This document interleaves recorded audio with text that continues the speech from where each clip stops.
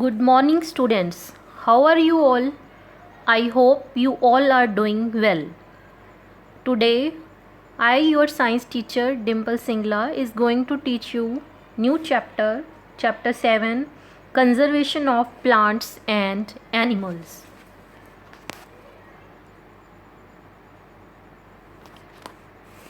Students, you all know all organisms, both plants and animals, need food and other material for their surrounding in order to survive. Air, water, and soil form an essential part of our surrounding. The life of an organism is thus affected by the living and non living things around it. So, what is an ecosystem? An ecosystem consists of all the plants, animals, and microorganisms living in an area along with the non living components like climate, water, soil, river, deltas, etc. And you know, students, an ecosystem have many different species of organism. Now the question arises, what is a species? A species is a group of organisms that are similar to each other and can reproduce within the group. It means similar type of organisms are known as species. Now biodiversity. A wide range of different type of organisms are found in a particular ecosystem. Means is a great variety of organism. The variety of organism in a region is referred to as biodiversity. The various type of organisms are known as biodiversity or biological diversity of the region. The plants found in the region form the flora, and the animals found in the region, they together form the biodiversity of the area. Now, what is the benefit or importance of biodiversity?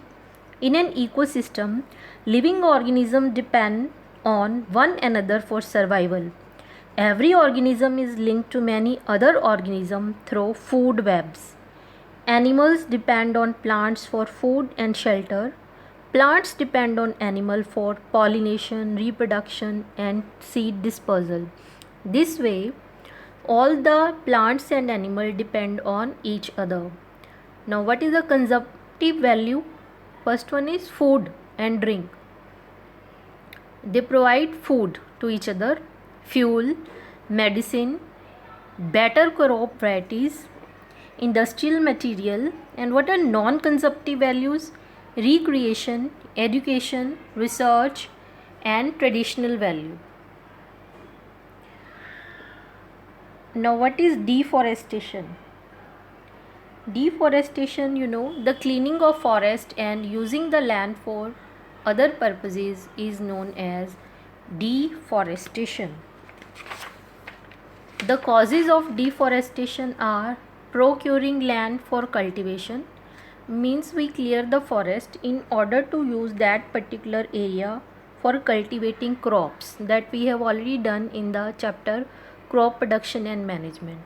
And we also clear the forest for making houses, for making factories, etc.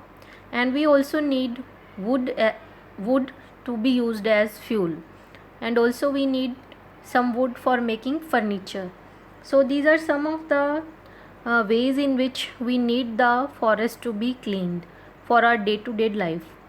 The natural causes of deforestation are forest fires.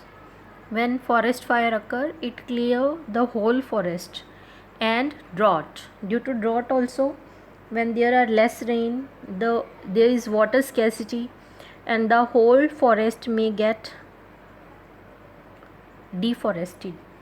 So these are the factors affecting deforestation.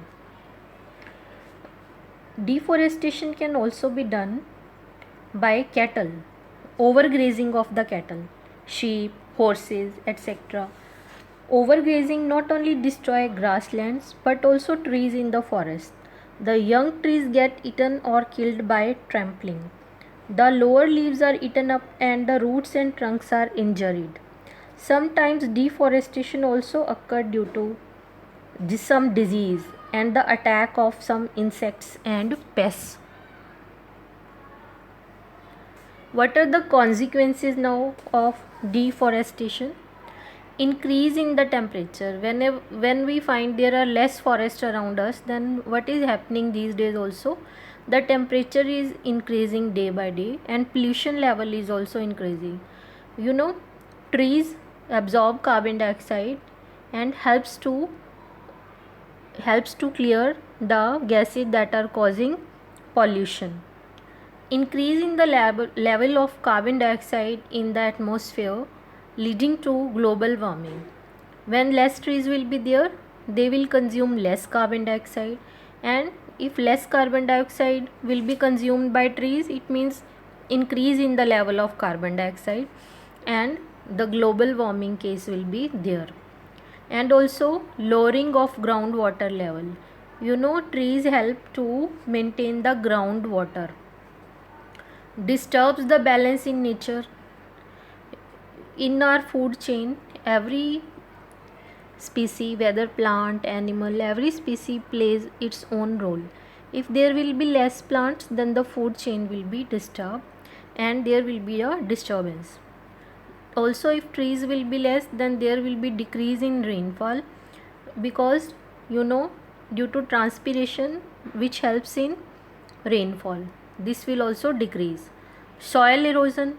When less trees will be there, you know, the roots of the trees bound the soil particles together and helps to protect the soil. But if less trees, soil will get eroded with the rainwater, and decrease in soil fertility, because the topmost layer of the soil will be washed away with the water, which will lead to desertification. Means, desert means the area may be converted into the desert area. Decrease in the water holding capacity of the soil, leading to floods. So all these are the consequences or the faults due to deforestation. Now, what are endangered species? Endangered animals or endangered species are those animals whose numbers are diminishing. Diminishing means that are getting less in number and might face extinction. For example, tiger is one of the many animals which are slowly diminishing.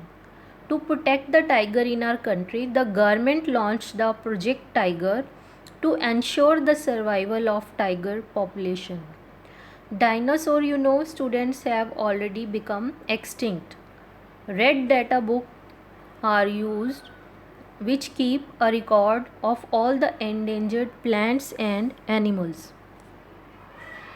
Next comes endemic species. Now, what are endemic species? These are the species of plants and animals found only in a particular area and not found anywhere else. For example, sal and wild mango are the endemic flora of Pachmari, bison, Indian giant squirrel and flying squirrel are the endemic fauna of this area. Conservation of forest and wildlife. Forest and wildlife can be conserved by setting up areas like biosphere reserves, wildlife sanctuaries, national parks, etc. Now, what are biosphere reserves? Biosphere reserves are large areas of protected land for conservation of biodiversity and the traditional life of the tribal living there. That is known as biosphere reserve. What are national parks? National parks are area reserved for wildlife where they can freely use the habitats and natural resources. And what is wildlife sanctuary? These are the areas where animals are protected from any disturbance to them or their habitat. So this way forest and wildlife can be conserved. What are national parks? As I already told, these are areas reserved for wildlife where then they can freely use the habitats and natural resources.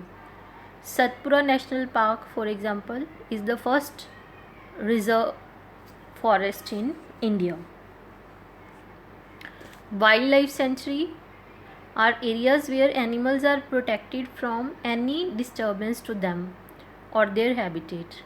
The killing or capturing of animal in wildlife sanctuary is strictly prohibited.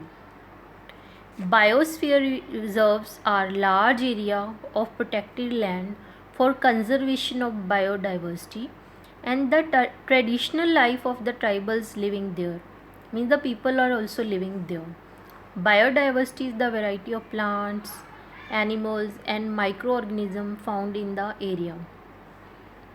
The Pachmari Biosphere Reserve consists of a national park called Satpura and two wildlife sanctuaries called Bori and Pachmari. Project Tiger. Now student, what is Project Tiger? Project Tiger was launched on 1st April 1973 by the Government of India. Projects aim at ensuring a viable population of Bengal tiger in their natural habitats and also to protect them from extinction and preserving areas of biological importance as a natural heritage, forever representing it as close as possible the diversity of ecosystem across the tigers distribution in the country. The project's task force visualized these tiger reserves as breeding nuclei from which surplus animals would migrate to adjacent forests.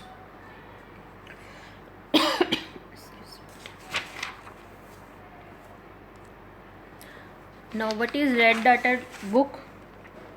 The International Union for Conservation of Nature and Natural Resources assesses the conservation status of species around the world. This is done to highlight those threatened with extinction with the aim of promoting their conservation.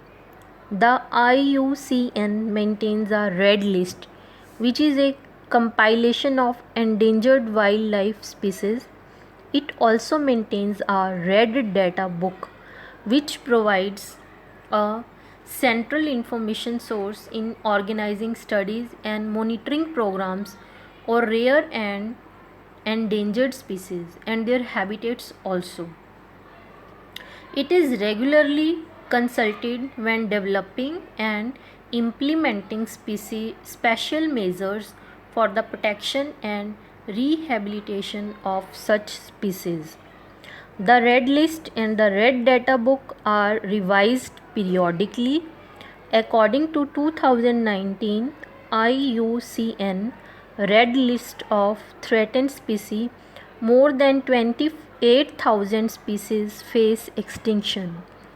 1 in 4 mammals, 1 in 7 birds, 1 in 3 amphibians, and more than half of all freshwater turtles are threatened. So it means many species are at a risk. We need to be very careful. We should take care of our environment. We should try to conserve our plant and animal species. So students, stay safe, stay aware. Thank you.